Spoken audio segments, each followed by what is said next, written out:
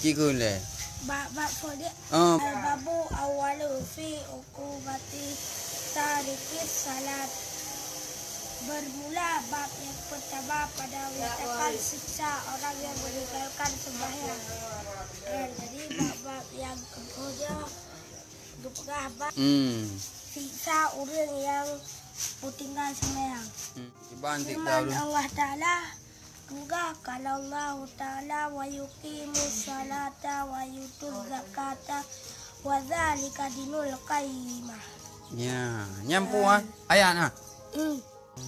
Kalau kefirman Allah dan dirikan oleh kita akan sembahyang dan berikan olehmu akan zakat, akan demikian itu agama yang sebenarnya.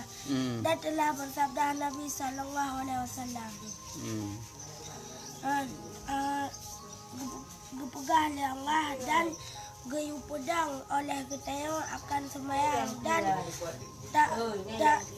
tapi jaket ku orang yang pengen jangan mampu akan demikian agama yang sebetulnya kali sabda oleh Nabi Sallallahu Alaihi Wasallam bermula sembahyang itu tiang agama. Barang siapa yang mendirikan maka saya mendirikan agama, dan barang siapa yang meninggalkan dia maka serasa-rasa ia meruntuhkan agama. Jadi bermula sembahyang itu tiang agama. Sawa yang gepedang agama maka mendirikan agama, dan seseorang yang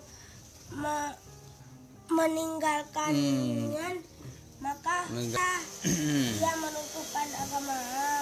Ya, mesti surah haji le, surah le panjang. Mesti teo ta sembahyang nak pala sembahyang apa le, wajib bersunat.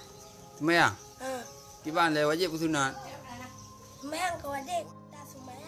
Nah, gebi palamnya, nah sembahyang gebi dosa, kan lagi mubah, tapu buat anak gebi pala, anak buat anak gebi dosa. Mesti ya tahu anak tahu pedantia kemal lagi rumah, anak tembok, anak tembok rumah red nanti. Berarti rumah anak damai. Ya, ke rumah anak tembok rumah anak damai kabdu. Kala Nabi Sallallahu Alaihi Wasallam, wa bainal muslimi wal munafiki illa tarkus salati, fa in tarakaha jahidil liwujubiha kana kafiran.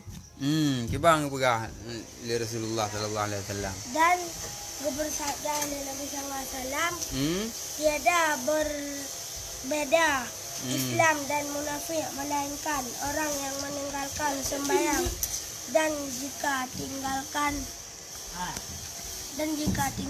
padahal ingkar akan wajibnya adalah orang itu kafir. Na'udzubillah minha. Gepegah li Rasulullah Sallallahu Alaihi Wasallam. Sallallahu Alaihi Wasallam. Hanya beda orang Islam dan orang munafik. Melainkan orang yang tinggal sembayangan. Hanya beda orang Islam dengan orang munafik, melainkan orang yang meninggalkan sembayangan. Beda orang Islam dengan orang munafik, gara-gara tinggal sembayang. Maksudnya orang Islam hanya sembayang yang berarti nafinya, hanya sembayang. Orang munafik tak hanya sembayang, niat orang Islam hanya sembayang berarti kahir dan nafinya. Hi ngan thaman na beda. Ayang kabdoy sama hi.